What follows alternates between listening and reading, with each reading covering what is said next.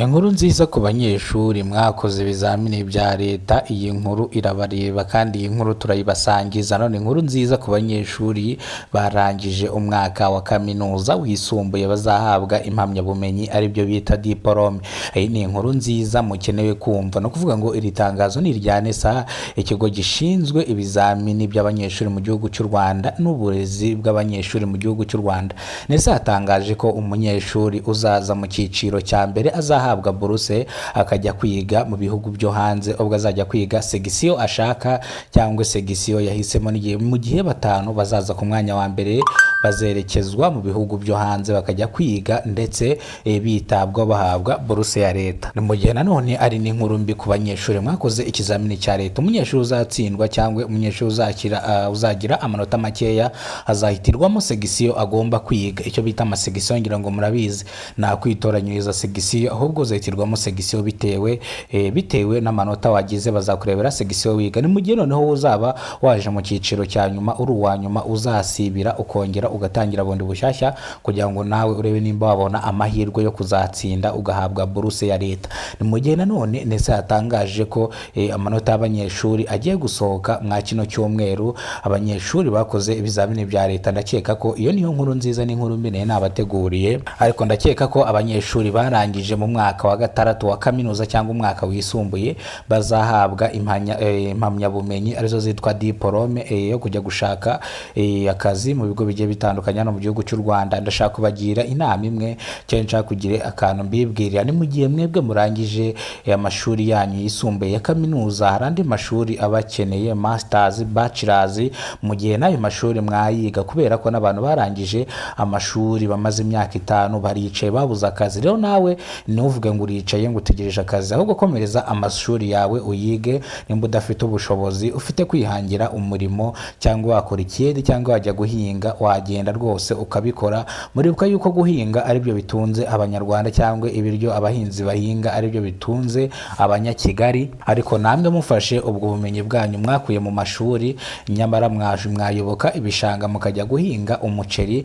Ndetse ndakeka ko kantu ntago ari inama mbi ndi kubagira, gusa nako nshaka kubabwira, kubera ko hari abantu bamaze iminsi baduhamagara badusaba akazi, kandi hari n'abantu bamaze igihe kinini batarabona akazi, bafite za masters, za bachelors.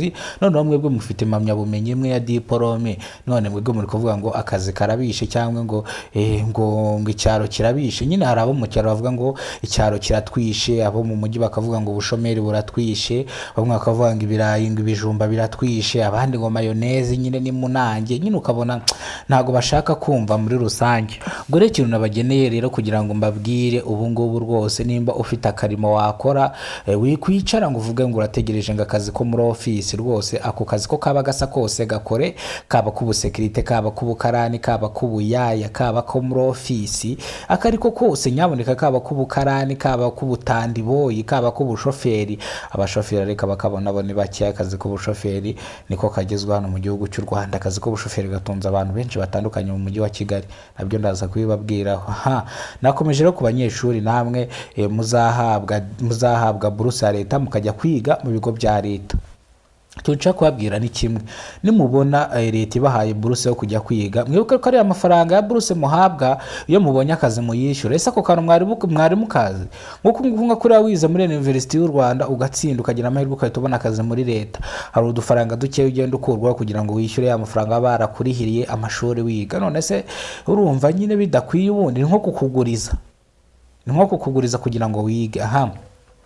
None abantu musoje umwaka wa gatandatu muzajya kwiga mu bigo bya leta, nshaka kubabwira ikintu kimwe: mugende mwige, mumenye yuko wahisemo segisiyo y'ubuganga, ububaji, ubwubatsi, nyine wahisemo segisiyo yose bitewe na segisiyo bakugeneye.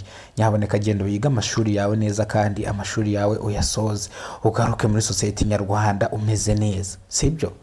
Nta mico nyine. Ni ukuvuga ngo muri iki gihe abanyeshuri bari mu rugo, NESA yatangaje ko, cyangwa NESA yibukije ababyeyi ko abana bagomba kubafata neza kugira ngo bazagaruke ku ishuri bagifite indangagaciro cyangwa bagifite ubwenge, nyine bakityaye mu bwenge, kugira ngo bazatangire ishuri bameze neza, sibyo?